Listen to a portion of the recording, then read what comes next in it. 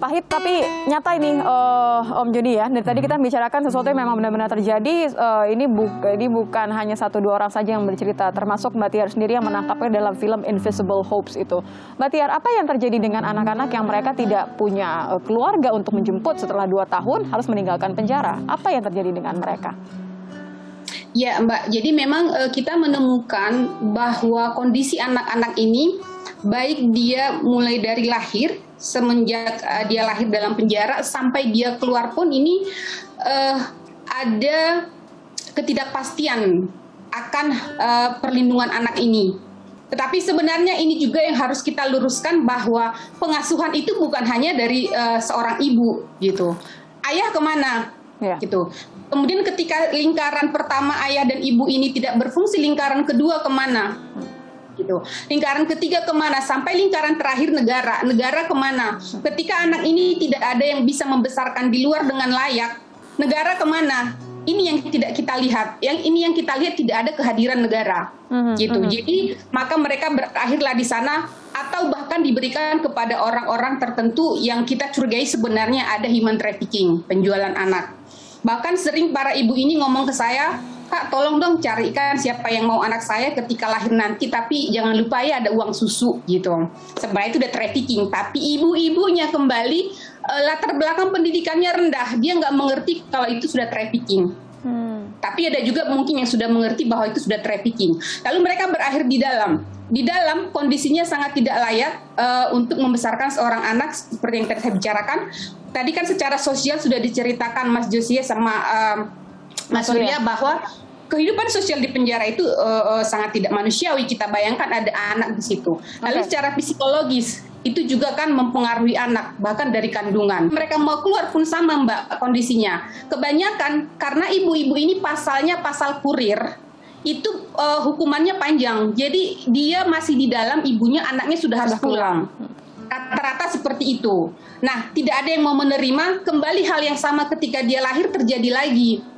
Jadi akan dikasih ke sembarang, dalam tanda kutip sembarang orang, atau dititipkan, atau ada juga kemungkinan human trafficking gitu. Jadi ini yang sebenarnya juga sangat-sangat tidak manusiawi ya, yang perlu kita perhatikan. Jadi makanya sebenarnya saat ini kami juga pengen fokus membuat film tentang mereka setelah meninggalkan penjara berakhir di mana. Belum lagi kalau ibunya keluar, dia bisa jadi masuk lagi Mbak. Jadi jangan heran kalau ibu-ibu ini ada yang sudah masuk 2 kali, 3 kali, bahkan narsum kami ada yang masuk 2 kali hamil. Nah, mereka hamil di mana? Itu mayoritas ditangkap memang dalam kondisi hamil, gitu.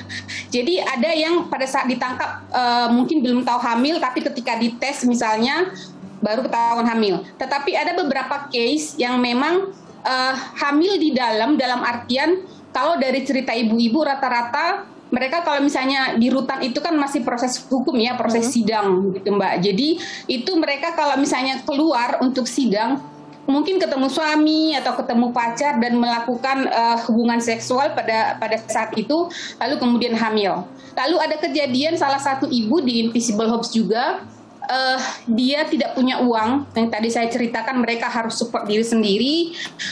Ketika saya lupa dia di Polda apa Polres, jadi itu kan masih ada tahanan laki-laki gitu. Jadi dia pacaran supaya ada uang, akhirnya hamil gitu. Jadi ada memang beberapa case yang dia baru ketahuan hamil saat di dalam, dan ini sering bikin heboh. Kenapa?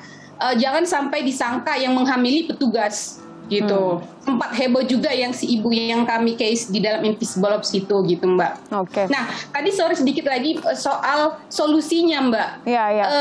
Menambah fasilitas bukan solusi yang satu-satunya solusi. Anda sepakat dengan Mas Surya bahwa ini tidak memecahkan masalah antara hulu sampai hilir tadi ya? Culture tadi yang disebut oleh Pak Josias. Kita harus, di sini ada sebuah criminal justice system yang kurang bekerja, yang masih perlu dimaksimalkan gitu. Tetapi sebenarnya kita bikin Invisible Hopes ini Mbak, justru sebenarnya kita pengen membuka ruang diskusi, mau melihat masalahnya di mana gitu. Apakah regulasi yang kurang atau regulasi sudah ada tetapi implementasinya kurang, atau regulasi sudah ada tetapi ada penyelewengan implementasi di bawah. Sudah ada respon belum Mbak dari Kemenkumham atau dari lapas-lapas yang kan Anda menyorot beberapa lapas nih gitu ya, beberapa rutan begitu. Sudah ada respon belum dari pihak mereka?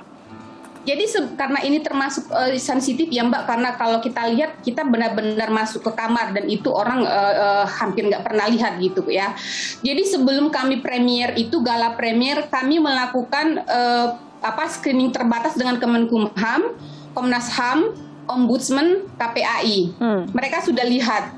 Nah, pada saat itu kita menghasilkan beberapa rekomendasi yang perlu di follow up. Apa saja boleh dibagi? Sampai saat ini belum ada langkah konkretnya. Tapi saya penasaran Mbak Tiar, ini kan isunya sangat-sangat sensitif ya. Ketika Anda menayangkan ini secara terbatas begitu, screening awal gitu. Apakah ada yang meminta bahwa wah ini kayaknya harus di hold dulu nih adegan ini gitu. Apakah ada screening awal juga? Kalau itu sebenarnya gini Mbak, karena kami kan sudah punya izin syuting kan dari Dirjen Pas gitu. Jadi di izin itu tidak disampaikan bahwa mereka punya hak editorial, tetapi yang ada di kami. Cuman masalahnya adalah kami harus sangat hati-hati mau menayangkan apa yang ada di film ini. Sebenarnya sangat banyak hal-hal urgent yang harusnya masuk tetapi tidak bisa masuk karena contohnya apa? Sensor. Contohnya apa Mbak? Kan kita nggak nayangin, kita hanya harus mengurangi. Contohnya kami harus mengurangi sin-sin kekerasan baik secara verbal ataupun secara fisik. Karena bisa jadi nanti misalnya sensor hanya 23 tahun ke atas atau bahkan tidak lulus sensor gitu. Okay. Lalu misalnya di dalam penjara perempuan itu sudah rahasia umum bahwa teman-teman di sana itu sama dengan penjara laki-laki, banyak yang menjadi gay. Di penjara perempuan pun rata-rata kehidupan teman-teman menjadi dari tadinya heteroseksual menjadi homoseksual itu ada gitu. Dan bahkan narsum kami sebenarnya seorang lesbian, tetapi kami tidak bisa memasukkan itu ke dalam film karena pasti tidak akan lulus sensor. Jadi memang banyak hal yang sangat kompleks yang ada kami temukan di lapangan, tetapi memang tidak bisa kami sampaikan semua karena kemungkinan tidak akan lulus sensor seperti itu. Jadi kami harus bijaksana mana yang lebih urgent, yang penting kita bisa meraih masyarakat dan negara dulu untuk berdiskusi bersama melihat permasalahan yang sangat kompleks ini. Seperti itu. Mengetahui dan menerima bahwa itu benar, bahwa itu adalah fakta yang terjadi sehingga diskusi ini bisa berlanjut. Harapannya tentu ada langkah nyatanya. Kita nggak lagi bicara soal penambahan fasilitas atau SDM saja, bahwa ada manusia yang berada di dalam balik jeruji ini, ada anak-anak yang kemudian hak kemerdekaannya direnggut bahkan sejak mereka masih dalam kandungan. Saya rasa ini yang menjadi concern dari film Invisible Hopes. Mudah-mudahan semakin banyak orang yang bisa melihat fakta ini dan mendorong pemerintah agar segera berbuat sesuatu, tidak kemudian menutup sebelah mata saja akan kondisi anak-anak ini. Terima kasih Mbak Tiar, terima kasih sudah membuat film Invisible Hopes. Saya berharap, I personally berharap bahwa semakin banyak orang yang bisa melihat fakta yang ini sangat berat ya. Ini dari tadi kita membicarakan ini benar-benar saya tidak mudah untuk bicarakan hal ini, tapi ini harus dibicarakan. Terima kasih sekali lagi Mbak Tiar. Fakta yang pahit Om Jo, tapi harus kita terima, harus kita buka mata kita untuk tahu bahwa ini adalah PR kita bersama. Begitu. Ya, ini potret kita juga yang harus kita benahin. Karena tidak hanya satu dua pihak saja di sini. Manusiawi.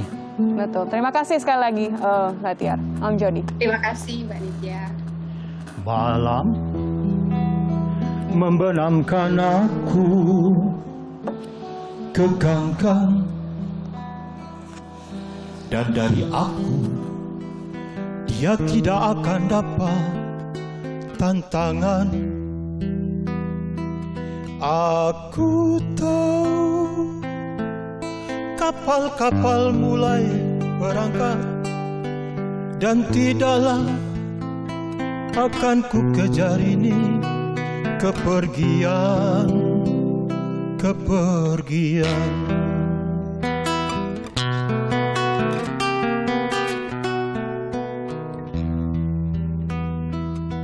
Aku tadi juga di tangga, dan di telingaku membising Orang bersuit-suitan dan menyoraki, tapi satu kilat memaksaku untuk kembali ke tengah mereka. Benciku yang melendir di mulutku ludahkan ke kapal